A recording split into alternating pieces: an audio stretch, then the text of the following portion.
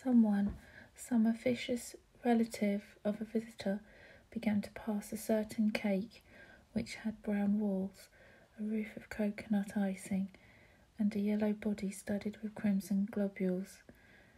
Not a conspicuously gorgeous cake, not a cake to which a Catholic child would be likely attach particular importance. A good average cake. Who would have guessed that it stood in Cyril's esteem as the cake of cakes? He had insisted on his father buying it at Cousin Daniel's, and perhaps Samuel ought to have divined that for Cyril the cake was the gleam that an ardent spirit would follow through the wilderness. Samuel, however, was not a careful observer, and seriously lacked imagination. Constance knew only that Cyril had mentioned the cake once or twice. Now, by the hazard of destiny, that cake found much favour, helped into popularity as it was by the blundering officious relative, who, not dreaming what volcano she was treading on, urged its merits with simpering enthusiasm. One boy took 2 slices, a slice in each hand. He happened to be the visitor of whom the cake distributor was a relative, and she protested. She expressed the shock she suffered.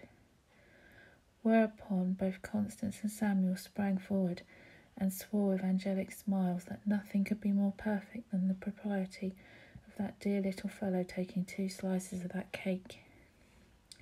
It was this hullabaloo that drew Cyril's attention to the evanescence of the cake of cakes. His face at once changed from calm pride to a dreadful anxiety. His eyes bulged out. His tiny mouth grew and grew like a mouth in a nightmare. He was no longer human. He was a cake-eating tiger being balked of his prey. Nobody noticed him. The officious fool of a woman persuaded Jenny to take the last slice of the cake, which was quite a thin slice. Then everyone simultaneously noticed Cyril, for he gave a yell. It was not the cry of a despairing soul who sees his beautiful iridescent dream shattered at his feet. It was the cry of the strong, masterful spirit furious.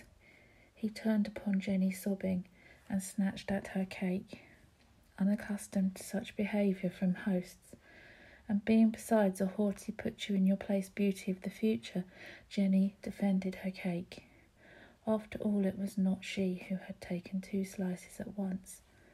Cyril hit her in the eye, and then crammed most of the slice of cake into his enormous mouth. He could not swallow it, nor even masticate it, for his throat was rigid and tight. So the cake projected from his red lips, and big tears watered it. The most awful mess you can conceive. Jenny wept loudly, and 1 or 2 others joined her in sympathy, but the rest went on eating tranquilly, unmoved by the horror which transfixed their elders. A host to snatch food from a guest, a host to strike a guest, a gentleman to strike a lady. Constance whipped up Cyril from his chair and flew with him to his own room, where she smacked him on the arm and told him he was a very, very naughty boy, and that she didn't know what his father would say. She took the food out of his disgusting mouth, or as much of it as she could get at, and then she left him on the bed. Miss Jenny was still in tears, when, blushing scarlet and trying to smile, Constance returned to the drawing-room. Jenny would not be appeased. Happily, Jenny's mother, being about to present Jenny with a little brother, she hoped, was not present. Miss Insull had promised to see Jenny home, and it was decided that she should go. Mr. Critchlow, in high sardonic spirits, said that he would go too. The 3 departed together, heavily charged with Constance's love and apologies. Then all pretended and said loudly, and what had happened was naught, and such things were always happening at children's parties. And visitors' relatives asseverated that Cyril was a perfect darling, and that really Mrs. Povey must not.